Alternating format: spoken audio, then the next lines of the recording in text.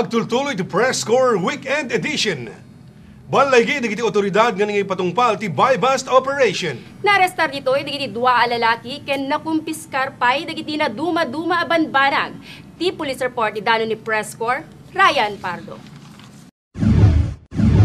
May sa nga buy-bust operation ti insayangkat iti grupo iti Pagsug ken CIDG nga indadauluan ni Police Chief Inspector Arbel Merculio agarup alas 6 iti rabii iti kalman may ka-16 nga aldaw daytoy abulan iti barangay 5 iti ili abantay iti nakaramidan iti nasao nga operasyon. Aditan nga balaygi ang nakimmek iti dua a lalaki nga managan iti Marlo Lim I de la Cruz alias Boye 36 ti tawen na may sa a driver nga agnay iti barangay Kuta siyudad iti Bigan ken ni Eric Pilar I Polyoso nasawaan awanan ti trabaho nga agnay iti barangay Kabalangegan iti metlang nadakamat nga syudad. Nilimket na alaan iti 20 nga piraso a sachet ang mapapati nga shabu ken ni Pilar metket na alaan iti 5 ang nakasachet nga mapapati metlang nga shabu.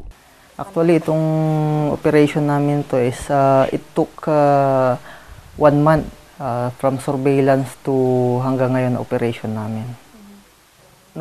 Nagkaroon tayo ng buy-bust operation at with yung police natin as pusher buyer, bumili siya dito kay Marlo Lim. Nagkakaroon pa kami ng follow-up investigation about that, yung veracity ng sinasabi nila. At hopefully may mga susunod pang operation nito. Iti dejimet lang nga aldaw agarup alas 8:30 iti rabii kalpasan iti pannakatiliw. Nilim ken Pilar ket na aramid met ti pinagsokimat iti pagtainganda iti barangay 4 iti nadakamat nga ili. Iti search warrant ket inisyon ni Judge Francisco Ante Jr. iti MTCC iti nadakamat met lang nga syudad ket dita analaan damanen iti innem a lighter, tallo nga improvised lighter, may sa atuter, may sa arolyo nga aluminum foil, plastic, cellphone, bala, paltik a paltog ken kwarta. Nakikipag-coordinate kami sa PDEA kung may mga record tong mga to, pero matagal nang nag-ooperate sa Bigan tong si Marlo Lim. Hindi naman natin masabing marami pa sila, pero we will for sure intel reports about that. Dagiti dua masuspetsa ket addadapay lang iti kustodiya ti CIDG ket nakasango da iti kaso of violence of Section 5, selling delivery, ken Section 11, Possession of Republic Act 9165, Dangerous Drug of 2002. Itimit pinakipatpatang iti Presscore kadigiti dua a suspect ani Lim ken Pilar ket naibagada nga mga ibabaon da lang ket ti kasukat na ket maikanda iti kwarta. Baunin da kami, ikanda kami ti kwarta kami nga ko. Pan nakatandam yun ko. Panggumatang. Baunin da kami, may kadakil, iti bayad da kami ganyan, ano pa mga. May palagip asakbay nga insayangkat iti daytoy nga operasyon, ket inaramid da pay nga imuna iti test buy, iti may sa apasdek iti syudad ti Bigan, ken impanamnama pay iti nasaong opisyal, nga agtultuloy latta iti pinagmonitor da, iti kastoy abanag. Para iti Presscore, Ryan Pardo. Naaprobaran ti Konseho ti Syudad de Vigan ti Helmet Ordinance. May palagip nga ti kalabes at damanin ti kastoy nga ordinansa. At the report ni Presscore, Mary Ann Diga. Naaprubaran ti panaka-implementar manen iti helmet ordinance iti maika third hearing na. Sigun ken SPO4 Fernando Quebral, Hepe ti Public Safety Division, adalen laengen ti konseho iti syudad no kasano ti panaka-implementar na daytoy nga ordinansa. Ordinansa ti helmet mapantope kay lamisan ni Mayor Eva Medina, tapos permanan to dayay sanan to melati subdijay ti session hall ta adalan dan to pero kasunod di panang-implementar mi siyempre narigat melata nga ag-implementar kami no ray no na-approban dayay masakol nga sumurot tayo med anda dagiti dinteg nga suroten mi no kasunod mga i-implementar dagiti helmet ordinance. Nasa upay ti Hepe, adagiti aglabsing tinaso nga ordinansa, ket mamulta iti 1,500 pesos iti first offense. Iti second offense, 2,000 ingganat 3,000 pesos. Ket no maikatlo adarasen ti panaglabsing iti helmet ordinance, ket kumpiskaren ng dagiti kameng ti Department of Public Safety iti motorsiklo manipod ken ti nakimbagi. Inayon pa iti Hepe iti public safety. Pati pa'y ilugan ti driver iti motorcycle scooter, ket kasapulan pa'y nga agaramat iti helmet.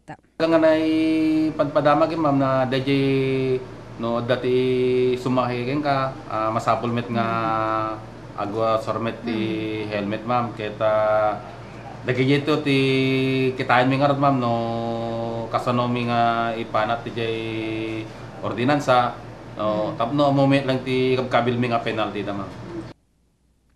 Impaganatgat pa tinaso nga hepe, anon tumaadal analaing ti panakaimplementar ti helmet ordinance, ket adda posibilidad na ama irehistron tupay dagiti helmet ti motorista ama ikabel ti registered number ti likod ti helmet, tapno mabigbig no siya sino ti aking bagi ti nasa nga helmet.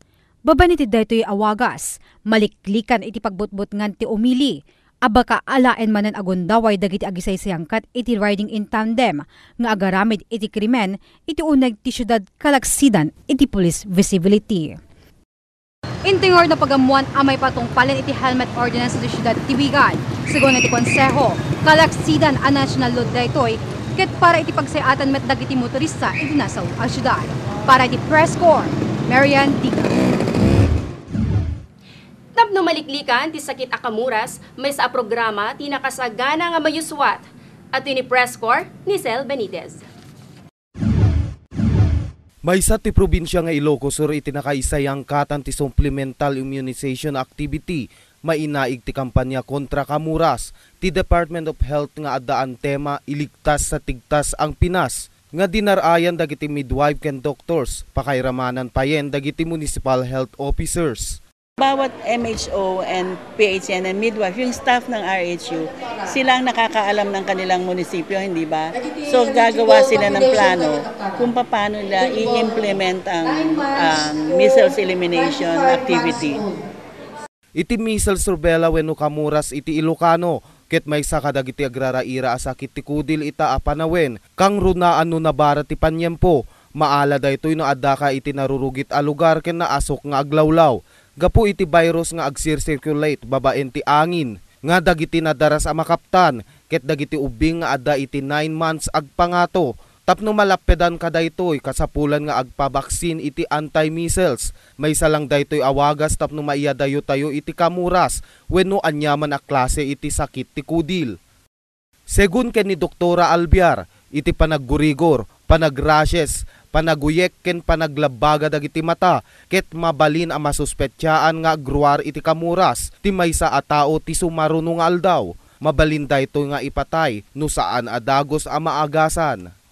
Oo, airborne yung mga yan eh. Present naman ang virus sa atin. Ngayon ang pagkalat niyan talaga by droplets infection.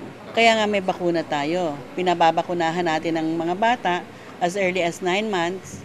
Tapos mauulit pagdating ng 15 months para maprotektahan sila sa tigdas.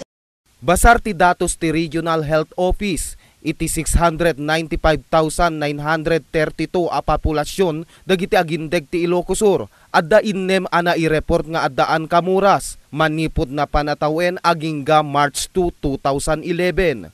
Sana mapayuhan natin ang ating mga magulang at yung mga teachers, matulungan kami, even the local officials, na pabakunahan lahat ng mga bata. Kasi we are targeting to eliminate measles sa Philippines. Dito sa Philippines, we are hoping na by 2012, wala nang tigdas na mangyayari, wala nang magkakaroon ng tigdas sa Pilipinas. Punteryada nga rod amapunas amamin pinsan ti kastoy asakit iti komunidad, babaen ti panagtitinulong da kadagiti local officials, ken iti rural health unit, kadagiti munisipalidad, tapno amin nga ubing ket mabakunaan kontra kamuras. Para iti Presscore, Nisel Benitez. Naipakaamon ti may nga proyekto ti Curimaw, Ilocos Norte Agriculture. Daytoy ket ti Vermi Tea. At iti kompleto nga detalye, manimod ka ni Presscore, Marian Diga. No ada vermiculture project iti Ilocos Sur Agriculture, ang makaaramid da iti organic fertilizer babaen iti daytoy. Sa JMET, Municipal Agriculture iti Curimaw, Ilocos Norte, may samet tagdama apaspasan taken da, babaen met iti vermiculture project, ket makaaramid da met iti Vermi Tea.